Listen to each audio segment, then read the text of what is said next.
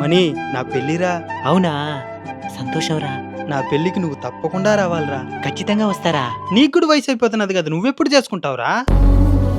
ఆ, చేసుకుంటానురా. ఇంకెప్పుడు చేసుకుంటావురా? చేసుకుంటానురా. ఎవరినైనా లవ్ చేస్తున్నావా? ఇంట్లో వాళ్ళు ఒప్పుకోవడం లేదా? చెప్పురా, నేను మాట్లాడతాను. అదంతా ఏమీ లేదురా. మరి ఇంకెందుకు పెళ్లి చేసుకొని అంటున్నావురా?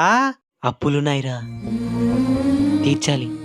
అమ్మకు కూడా ఆరోగ్యం బాగుండడం లేదురా. వచ్చే శాలరీ ఈఎంఐలని, కరెంటు బిల్లులని, కూరగాయలని వాటికే సరిపోతా ఉంది. చాలా ఇబ్బందుల్లో ఉన్నానురా.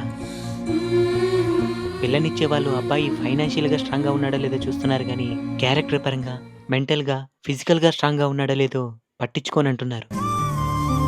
వయసు పైబడే కొద్దీ ప్రతి ఒక్కరికి పెళ్లి చేసుకోవాలనే ఉంటుందిరా. కానీ బాధ్యతలు పైన పడే కొద్దీ పెళ్లి చేసుకోవాలనే ఆశ పూర్తిగా చచ్చిపోతా ఉంది. ప్రస్తుతం నాకు పెళ్లి చేసుకోవాలని లేదు. ఒకవేళ చేసుకోవాలనుకున్నా పిల్లనివ్వడానికి కూడా ఎవరు సిద్ధంగా లేరు.